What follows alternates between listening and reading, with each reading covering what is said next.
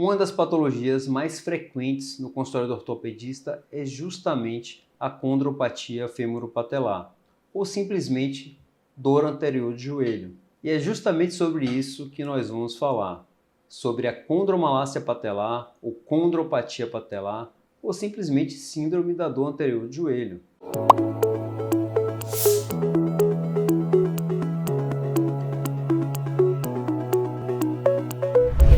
Olá, eu sou Davi Sadiguski, médico, ortopedista, especialista em cirurgia do joelho e vou falar sobre a condropatia patelar. Sobre a condropatia patelar, existe uma nomenclatura bastante vasta, então a gente conhece como condromalácia patelar, condropatia patelar, síndrome da dor anterior de joelho, síndrome da hiperpressão, que faz parte desse quadro clínico da patologia femoropatelar, ou simplesmente dor anterior de joelho. Uma queixa muito frequente, justamente por esse aumento de pressão na frente do joelho, ou entre a patela e o fêmur, onde faz essa articulação femoropatelar. Sobre essa dor na frente do joelho, que é muito comum nos pacientes, então 25% da população e até 50% das mulheres apresentam na proporção de 2:1, muito comum naqueles praticantes de corrida, de rua, por exemplo, ou quem faz muito exercícios de agachamento, atividades que precisam saltar ou pular, também apresentam essa dor na frente do joelho, que causa uma confusão de diagnóstico.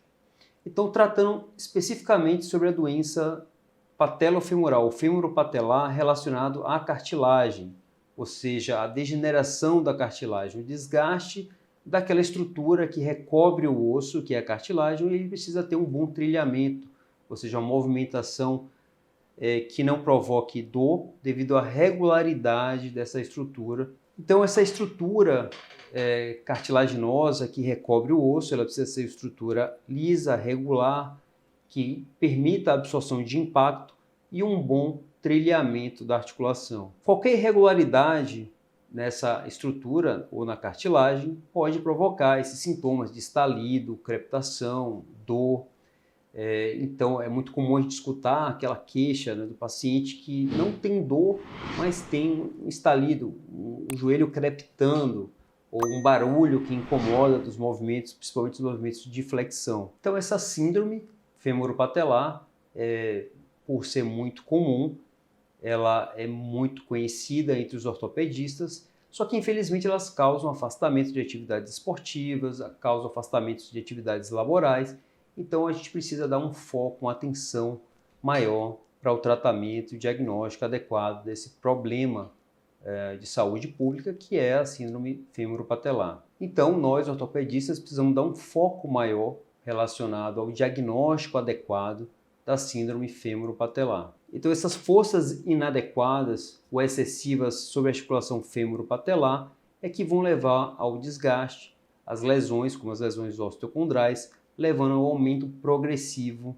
da patologia. Essas forças que exercem sobre a articulação femoropatelar podem ser tanto por tração quanto por compressão, ou seja, forças excessivas que levam ao desgaste também progressivo. Por isso a importância da avaliação biomecânica do membro inferior, para que a gente consiga avaliar corretamente como que essas forças se comportam na articulação femoropatelar. Então, uma série de fatores vão estar envolvidos com relação a essa articulação complexa, que faz movimentos de flexão, extensão, translação, inclusive graus diferentes, né, durante o arco de movimento de rotação, e com isso vai levar a um desbalanço desses movimentos, o que podem causar então essa força de pressão excessiva, levando ao desgaste progressivo, que pode levar a lesões osteocondrais e, com a avançada patologia, a osteoartrite femoropatelar. Entre as causas do desequilíbrio biomecânico, existe a largura da pelve, que na mulher ela é um pouco mais larga, o que vai levando a esse desequilíbrio do membro inferior. O joelho em valgo, ou seja, a alteração mecânica do joelho com o valgismo, ou seja, o joelho inclinado para dentro, as displasias da tróclise, ou seja, as alterações anatômicas da articulação femoropatelar, além da frouxidão cápsula ligamentar, ou a hiperfrouxidão ou lacidão ligamentar. Entre os fatores associados, os mais importantes são as alterações biomecânicas, as alterações estruturais e as contraturas musculares. Entre as alterações estruturais, nós temos a displasia da tróclea, que é a estrutura do fêmur, onde a patela se encaixa, onde ela precisa ter um formato adequado para que a patela possa fazer o seu movimento de trilhamento, ou seja, um movimento de flexo-extensão adequado, sem sofrer alterações de lateralização ou de pressão excessiva. Então, entre as alterações biomecânicas ou mecânicas, o desbalanço muscular, ou seja, a atrofia muscular em determinadas estruturas que estabilizam o membro inferior, tanto o quadril quanto a coxa ou a panturrilha, vão levar então a erros de atitude durante o caminhar, durante o dia a dia ou prática esportiva, levando então a pressões alteradas sobre a articulação fêmuro-patelar. Então, entre os fatores que vão levar a essa degeneração articular, ou seja, a degeneração na frente do joelho ou na articulação fêmuro-patelar, nós temos aqueles fatores que são extrínsecos, ou seja, de causas externas aos pacientes, e os fatores intrínsecos. Entre os fatores extrínsecos, nós temos os erros de treinamento, que são muito frequentes, então durante a atitude esportiva ou durante a prática de uma atividade feita de maneira inadequada, vai levar então a esse aumento de pressão na frente do joelho, ou lesões, né, na articulação. Também a intensidade do treinamento feito de uma maneira inadequada, ou mudança abrupta da intensidade. Então, às vezes a gente quer correr, por exemplo, né? Um dia a gente quer correr 5 km, no outro dia a gente quer correr 30 km. Isso quer que seja de uma forma muito rápida, né? Desejando esse ganho muito rápido. Então, entender a necessidade de a gente fazer um treinamento progressivo é muito importante. O tipo de terreno também é muito importante. Então, terrenos irregulares, né, podem levar a um paciente não tão condicionado ou preparado, levar então ao surgimento de lesões. Então, entre os fatores intrínsecos, a gente vai ter o índice de massa corpórea, ou seja, a obesidade, aumento de peso, a flexibilidade muscular ou a atrofia muscular, que vão levar a uma sobrecarga mecânica, ou seja, sobrecarga sobre a articulação, provocando as lesões. Então, as características funcionais dinâmicas do membro inferior são muito importantes e devem ser avaliadas, como a pronação excessiva do pé, a fraqueza da musculatura do quadril ou a rotação tibial interna. Essas características vão levar a uma sobrecarga articular, podendo provocar então o desgaste progressivo, levando à lesão da cartilagem. Entre as características funcionais que eu tanto comentei, a mais comum e mais discutida é com relação ao valgo dinâmico, esse movimento de internalização do joelho, onde vai levar à lateralização da patela em contrapartida. O valgo dinâmico, apesar das suas controvérsias, ele é muito discutido, e o que é importante a gente avaliar é justamente esse erro como um todo, né, de atitude do membro inferior, causado por esse desbalanço muscular. Então, muitas vezes a gente foca apenas em um fator, como o tipo de pisada, o tipo de corrida, ou o formato do joelho, mas esses fatores devem ser avaliados em conjunto. Para que a gente consiga traçar um bom diagnóstico e um bom tratamento, é necessário avaliar todas essas características em conjuntas e aquelas que precisam ter uma abordagem mais efetiva. Então, entre as evoluções desse tratamento, houve um entendimento da biomecânica do membro inferior. A avaliação biomecânica é muito importante e o tratamento focado nesses fatores, como atrofia muscular, desequilíbrio, contraturas e também evitando a progressão de deformidades dos membros inferiores que vão levar esse aumento de pressão. Sendo assim, o foco do tratamento deve ser do reequilíbrio biomecânico. É nisso que a gente precisa se basear e é esse foco que o médico ortopedista e sua equipe multidisciplinar precisa ter. E como esse reequilíbrio deve ser feito? A gente deve focar no membro inferior como um todo. Então a gente tem que analisar o quadril, temos que analisar o joelho, o pé, a pelve, o abdômen. Então é um conjunto de fatores, ou seja, de grupamento musculares que vão levar a um desequilíbrio. E esse ajuste muscular é o que vai fazer com que a gente consiga prevenir e tratar a lesão. E não há maior satisfação para o médico ortopedista ou médico do esporte quando a gente consegue ter bons resultados com a patologia fêmuro-patelar. É uma satisfação muito grande quando o paciente retorna ao consultório, relatando a sua melhora, o seu melhor desempenho esportivo. Então esse trabalho precisa ser em conjunto, precisa ser um trabalho de perto e é necessário sempre uma equipe multidisciplinar. Então qual é o melhor tratamento para a articulação fêmuro-patelar? É a correção biomecânica, um tratamento multidisciplinar com fisioterapeuta, educador físico e o médico ortopedista ou médico do esporte acompanhando de perto a sua evolução. Muitas vezes é necessário fazer ajustes ao longo do tratamento.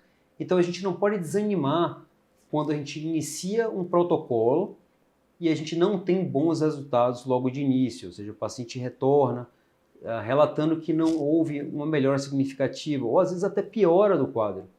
O médico precisa estar acompanhando para que ele possa fazer os ajustes necessários até encontrar a fórmula ideal para aquele paciente. Então o tratamento da articulação fêmuro-patelar ela precisa ser individualizado, porque não é só orientar com relação aos exercícios, identificar as atrofias musculares ou até um tratamento medicamentoso. É necessário identificar e conversar bem com o paciente com relação aos erros de treinamento, a atitude esportiva. Então, erros posturais vão levar ao aumento de sobrecarga articular, levando também à degeneração articular. Então, é muito importante a gente avaliar como é feito os exercícios, como é feito a atividade esportiva, qual a duração e qual a maneira que é executada esses exercícios.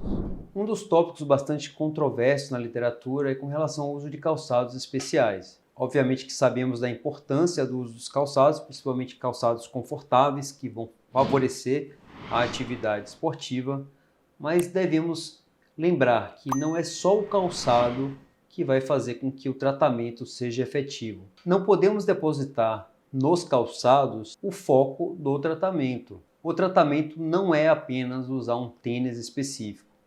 O tratamento é a gente avaliar as atrofias musculares, as alterações biomecânicas, as alterações anatômicas e poder corrigir os fatores como um todo ou as alterações posturais dos membros inferiores e que não estão relacionadas isoladamente ao pé.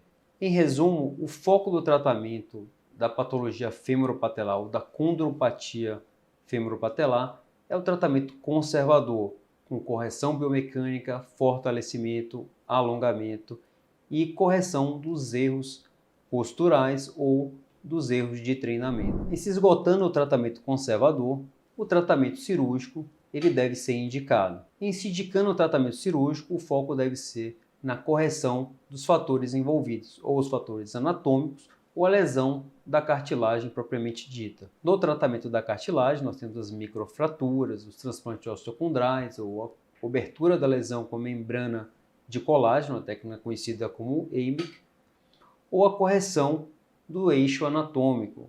Pacientes que têm uma deformidade em valgo excessiva, deve-se corrigir então o eixo anatômico, ou a descompressão da cartilagem, ou seja, da articulação fêmuro-patelar, através de osteotomias da tuberosidade anterior da tíbia, onde vai provocar uma diminuição da pressão excessiva da articulação. Quando a lesão da cartilagem está sendo provocada por uma instabilidade, ou seja, aquela patela que desloca ou ela desloca parcialmente, devemos corrigir esses fatores que estão levando à instabilidade femoropatelar.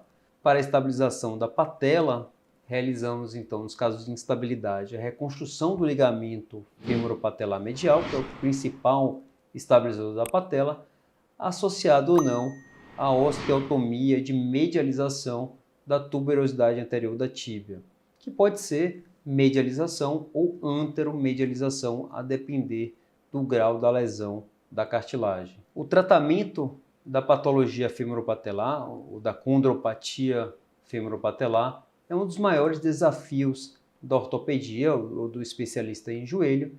Então, existe uma necessidade do paciente ter um acompanhamento adequado, um acompanhamento de perto do seu médico, para que ele consiga identificar os fatores associados e possa traçar um plano de tratamento adequado. É sempre um prazer poder ajudar. Caso tenha alguma dúvida, não deixe de perguntar, deixe seu comentário aqui que será um prazer poder responder.